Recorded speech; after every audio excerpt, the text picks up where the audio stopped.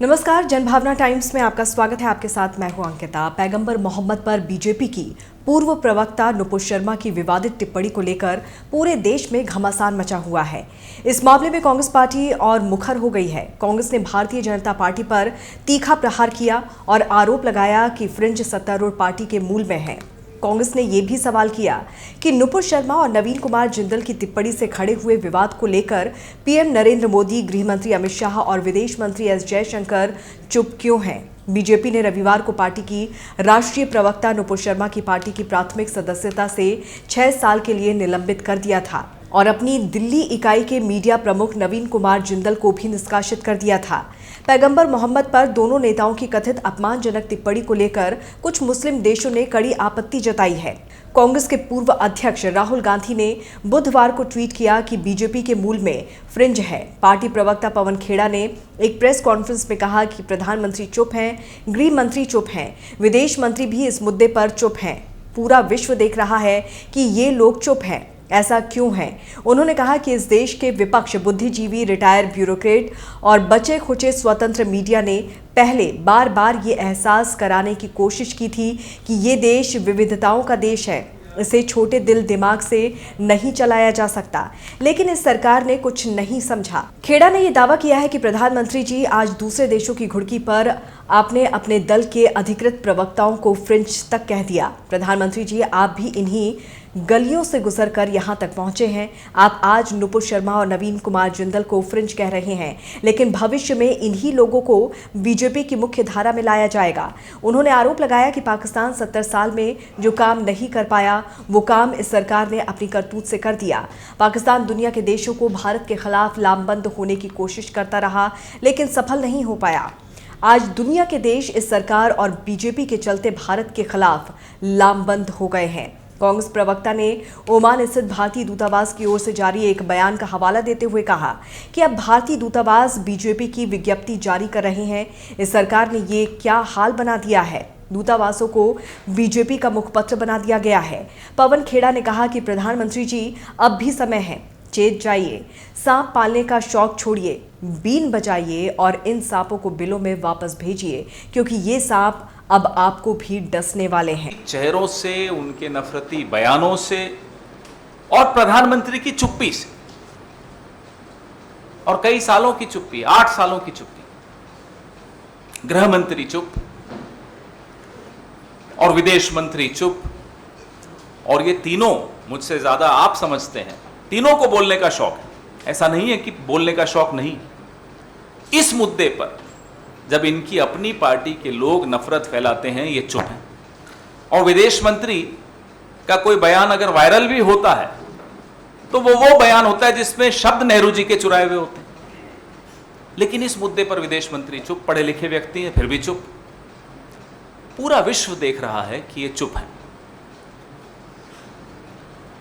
पिछले 7 वर्षों में इस देश के विपक्ष ने, इस देश के प्रबुद्ध नागरिकों ने, इस देश के बुद्धिजीवी वर्ग ने और इस देश में जो बचा खुचा स्वतंत्र मीडिया है उसने बार बार याद दिलाने की कोशिश की, सलाह देने की कोशिश की, प्रधानमंत्री को ये आभास दिलाने की कोशिश की कि ये देश विविधताओं का देश है, बहुत विशाल देश है, इसको छोटे दिलो दिमाग से नहीं चलाया जा सकता।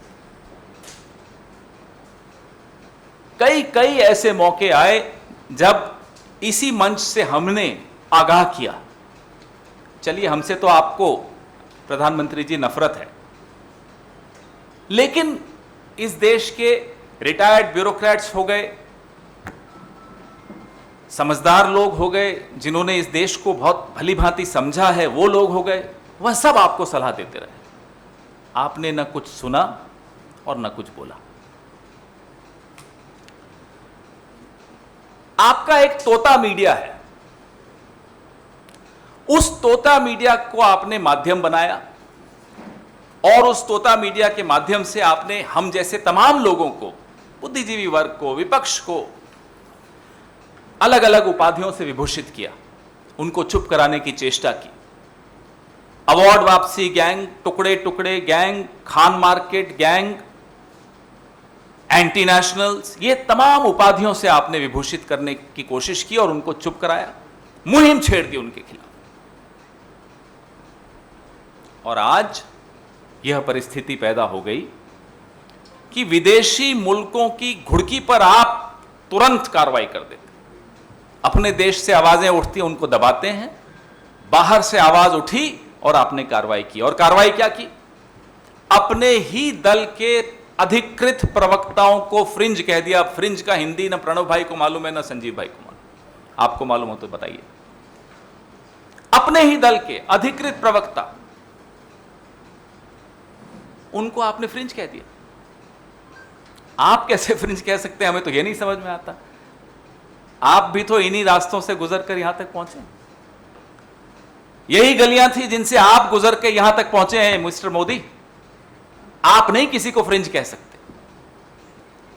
आज आप फ्रिंज कह भी दें, कल यही नुपुर शर्मा, यही नवीन कुमार जिंदल आप ही की पार्टी द्वारा मुख्य धारा में लाए जाएंगे।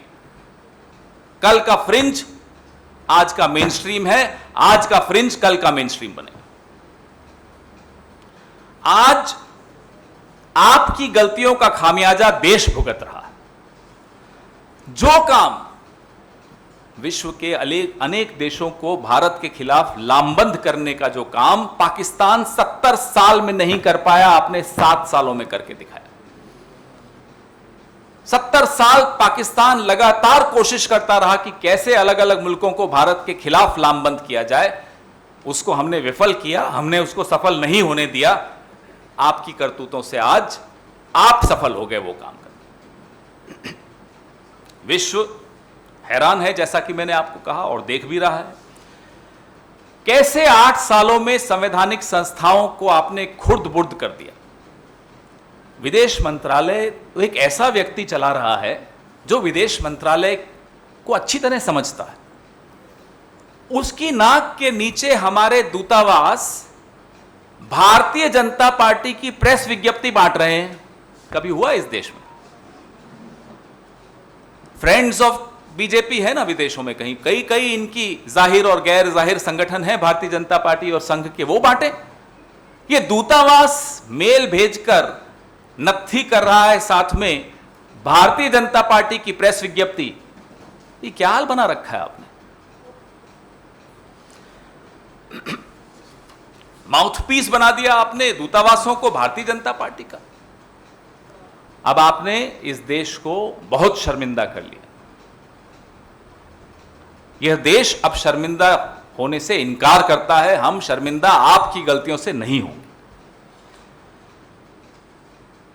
न सही वक्त पे आपने सही बात सुनी, न सही वक्त पर आपने सही बात बोली, और आज अलग अलग मुल्कों के सामने आपको गिड़गिड़ाना पड़ रहा है, सफाइयां देनी पड़ रही है। ये हमें बर्दाश्त नहीं है। भारत का प्रधानमंत्री, भारत सरकार सफाइयां देती फिर रही है। क्यों? क्योंकि भारतीय जनता पार्टी ने गलतियां की हैं। ये कैसे बर्दाश्त होगा? अब भी समय है प्रधानमंत्री जी, चेत जाइए और यह जो सांप पालने का शौक आपने पाला हुआ है, इस शौक को अब खत्म कीजिए। बीन बजाइए, सांपों को अपने बिलों में वापस भेजिए, क्योंकि अब ये सांप आपको भी डसने वाले हैं। Friends, over the last weeks we've had to face as a country a lot of shame